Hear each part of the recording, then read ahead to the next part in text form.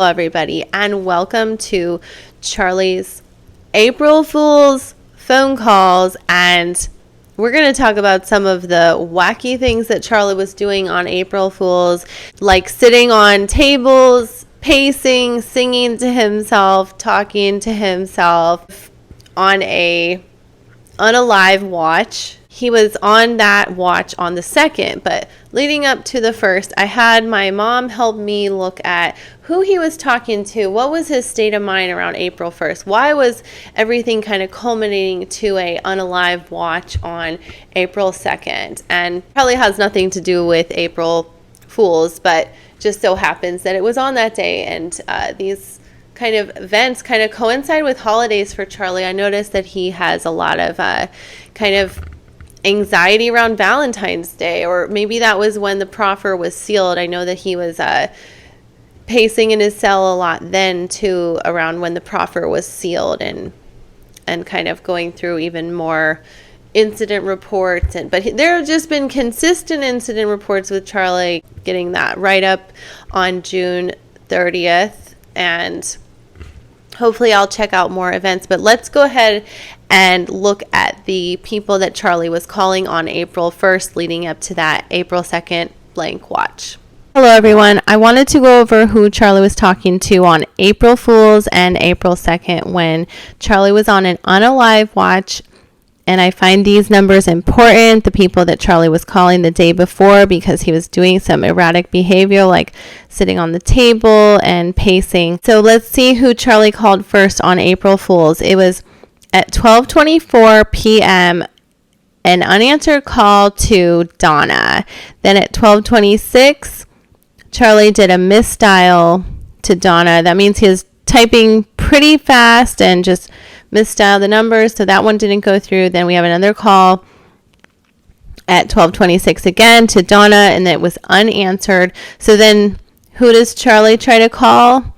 If his Donna is not answering, he tries to call Harvey at 12:29 p.m. and it was about a 10-minute call, and he says, "Where's mom? Where's mom?" That's just me guessing, by the way, what Charlie was saying.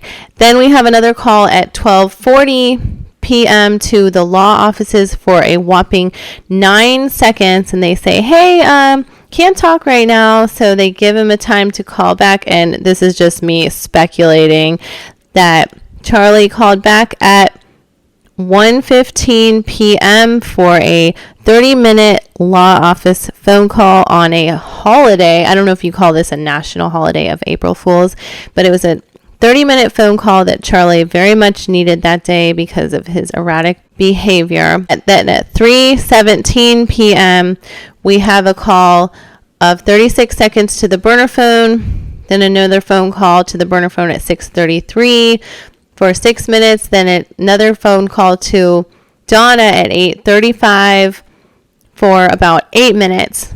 Then we skip forward to April 2nd. This is the day of the unalive watch, and the first phone call was at 11:53 a.m.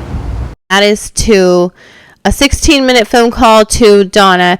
Now, just as a side note, I do not know whether this unalive watch is at 12 something a.m. or p.m. I'm just guessing, really could not figure it out, but it was on the 2nd. And we have these 3 unanswered phone calls, which I think are very key. 12:10 phone call to a Fort Lauderdale number that I do not know, cannot find it through Google. And 12:13, another unanswered number. And then we have the unalive watch that takes place after that. I'm not sure what happened after these 3 phone calls. We can speculate in the comments below. Then we have the 3:04 p.m. phone call to his law offices. Boy, does Charlie need some help? And then they answer for 47 seconds. Then at 6:38 p.m., we have another unanswered phone call to the burner. And then there's just a bunch of unanswered phone calls after that. 6:40 unanswered to the burner. 6:42 unanswered phone call to the burner. 6:43 unanswered to the burner. 7:20, we have a 6-minute phone call. They finally answer on the burner phone. He gets to talk to whom we speculate to be his son and his baby's mama on that line.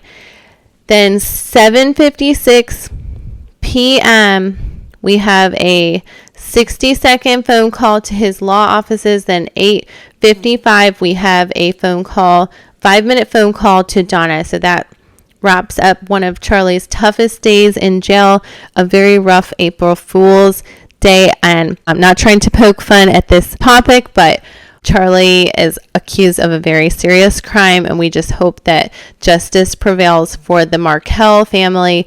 So thank you so much for listening to this, and more videos to come. Thank you so much.